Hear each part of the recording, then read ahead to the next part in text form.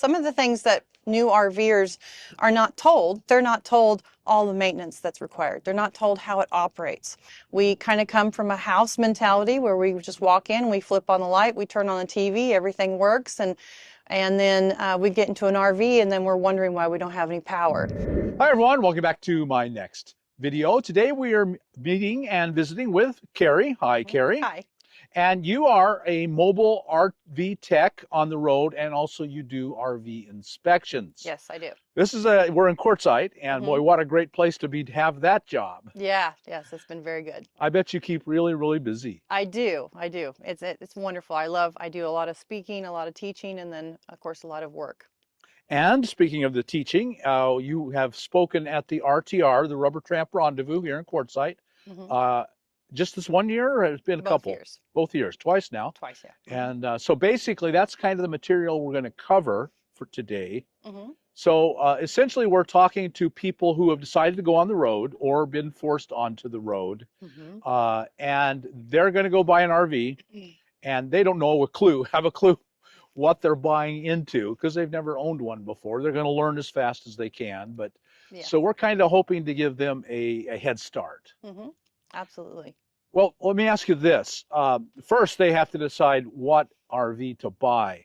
And my experience has been newer RVs are really not well built at all. Is that a valid statement? I agree. In my personal and professional opinion, I would try to stay with 2018 or before. Really? Yeah. So anything before COVID, COVID campers are obviously going to be the better deal. They're going to be cheaper, but they do have quite a bit of recalls and problems.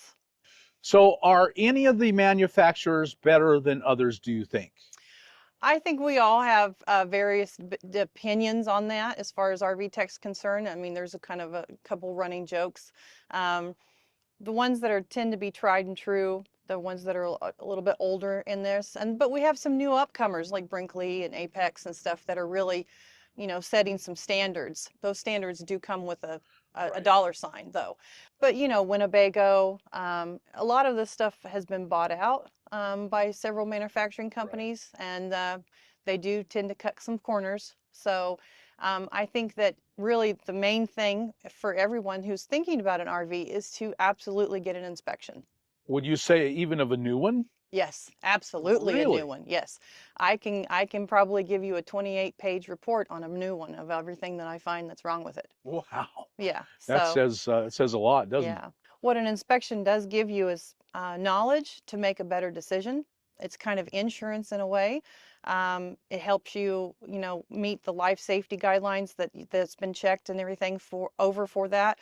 And it also gives you negotiation power. Right. So if I hand you 28 pages of everything that's wrong, now some of that's going to be nitpicky down to a tear in the fabric and a squeaky hinge, and some of it might be electrical issues or water damage. It's unsafe. So then you have negotiation power. Is this something that you're willing to deal with? Is it something that you're willing to fix? Is it something that you need to walk away from? That's your insurance policy right there.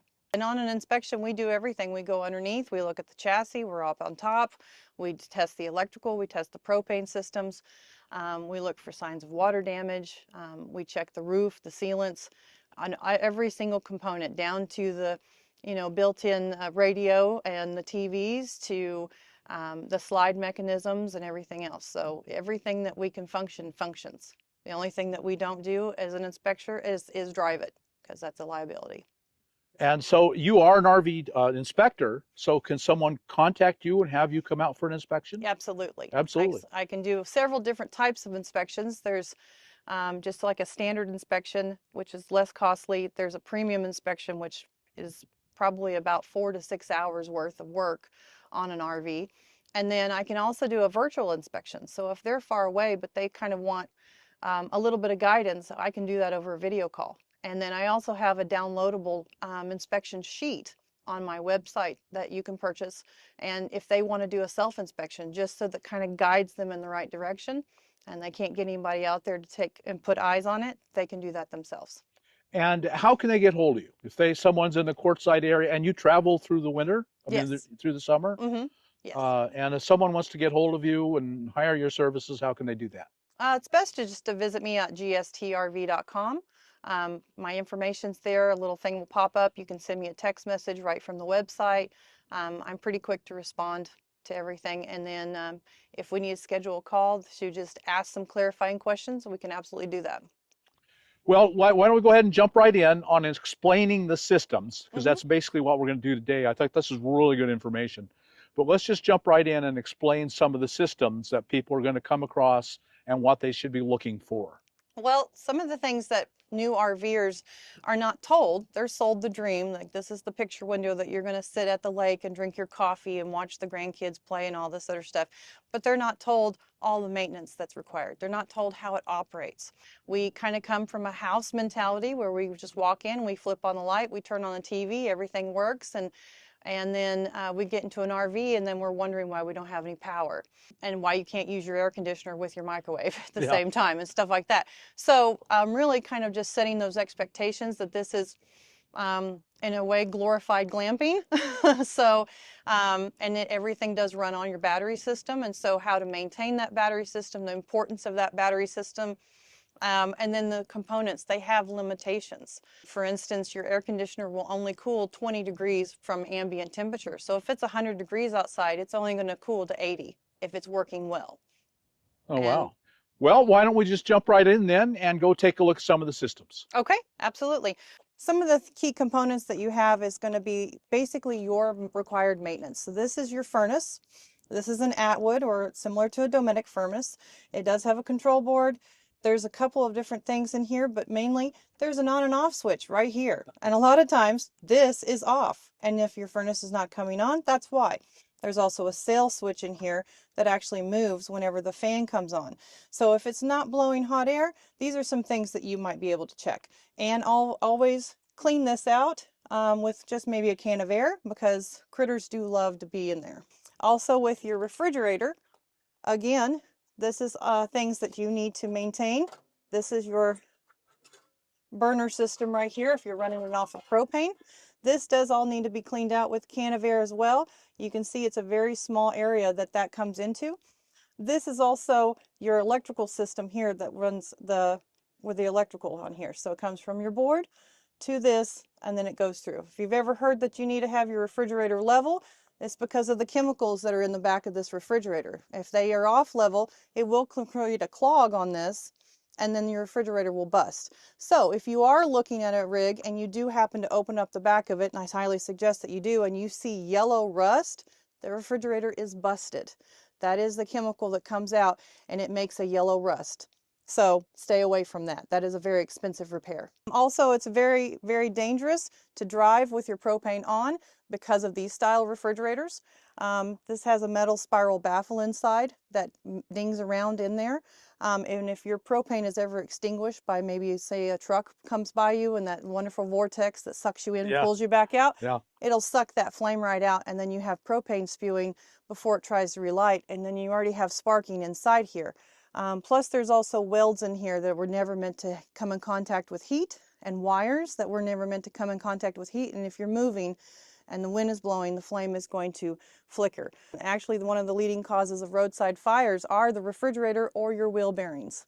So those are the two main causes. Yeah. And it's because you drive the propane on. My kitchen is all here in the back, so all of my propane is in the back. If somebody was to rear end me, I have an open source of flammable fluid pouring out. So it's very, very unsafe. So folks, that's not an old wives' tale, it's life and death. It is. Yeah. Yeah. Another thing that we can take a look at is going to be the water heater.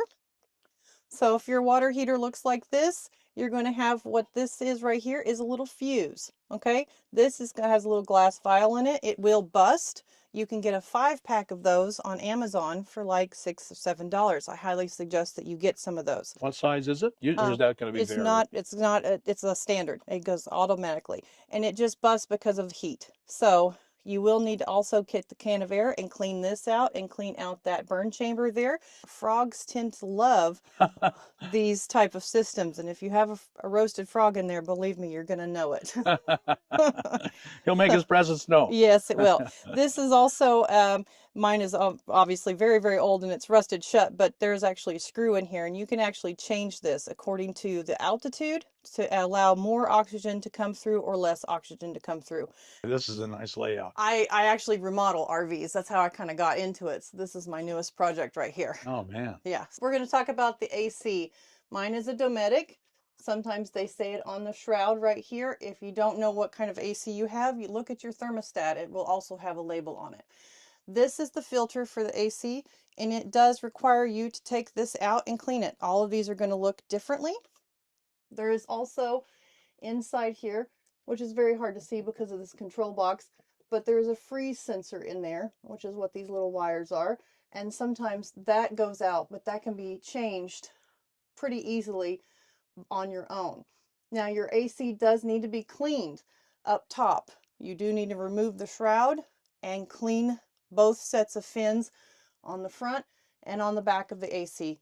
You need to do that in accordance to wherever you're at. If you're around like a lot of cottonwood trees or a lot of pollen, I would suggest 6 months. If you're around a lot of salt air, 3 to 6 months. But that your AC has to breathe. So all that, while you're up there, you need to look for chewed wires, burnt wires. Rodents and critters love ACs. It's like their own little mansion up there. And you also need to look for kind of an oily residue that kind of has dust on it. That is a possible weld that is busted, and then the lubrication from the Freon is actually leaking out. So that can let you know if you have a busted AC. And so also just keep in mind that your AC has limitations. It is only designed to cool 20 degrees from ambient temperature. So if it's 100 degrees outside, it's only going to be pushing 80 degrees in here. So just realize that there are limitations with that. Same with your refrigerator. Your refrigerator is only designed to work between the temperatures of 40 degrees and 110 degrees. It will actually stop working if it goes below or above. So when it comes to, your waste tank, your black tank, your gray tank, um, the one major rule is to not leave your black tank open. I think we, as RVers, kind of have always done that. That's kind of our rite of passage. But the black tank does need 2 parts more liquid than it does solid in order for it to go down the hole. We use Unique. I highly recommend Unique. It is a probiotic, so it will actually break down everything and give you very little to minimal smell. You can buy this on Amazon, or sometimes Walmart carries this. If you do have something that is built up, you can use this. Use the entire bottle and leave it for the recommended time it says, and it will flush out every single thing. Really? Now, one of the things to really remember is that, and this is where we stop becoming friends most of the time, is that RV toilet paper is toilet safe, but the manufacturers of the tank say no fibrous material in their tank. So you're actually not supposed to use toilet paper in that tank. It will just cause a paper mache sculpture in there that will just continue to form on the sides, and then all of the piping that goes down. It is actually really difficult, and then that's when you have to have your tank cleaned out by a specialist, and that is very expensive. So the answer is don't put toilet paper Don't in put there. toilet paper in there. Utilize the chemicals that reduce smell and break the solids down into liquid. And then you can do this type of a treatment on it if you need to, maybe once every 6 months or a year. Also, this is highly recommended for your gray tank, because oddly enough, the gray tank is the worst tank to clean out professionally, because we have food that goes in there. We have Right, hair, we have sure. toothpaste, we have spit, we have skin cells, we have all this stuff that goes down, and then it just festers. And what do we all use since 2020? Antibacterial soap. Well, that kills the bacteria in Oh there, no. which is what we need for it to break down, so it really becomes gross. So this can actually be put into your gray tank as well to help with all of that. So one of the main things that's very important to know about your RV system is that everything here runs off of batteries. All of your lights and everything run off of batteries. Everything else is an assist to your batteries. So when you plug into shore power with the cord, it assists your batteries into charging your batteries. When you have solar, it funnels down power to assist your batteries. So everything goes to your batteries. So if something is not working in your RV, likely it's an electrical problem that has to do with your batteries. It is very, very highly recommended that you get a very cheap multimeter and learn how to test your batteries so that you know what voltage it is. That does change the conversation whenever you are calling a technician, that you can give them that voltage. It's very good information for them to let them know what the problem is. Here's some issues with connections. So if you have an extension cord or an additional, like a surge protector, and your connections are not correct, this is what can happen. So this Oh, is just wow. a loose connection, which creates Oh, it's heat not in all the way. and it creates resistance, and then you have melting. This is from using a space heater. Oh, wow.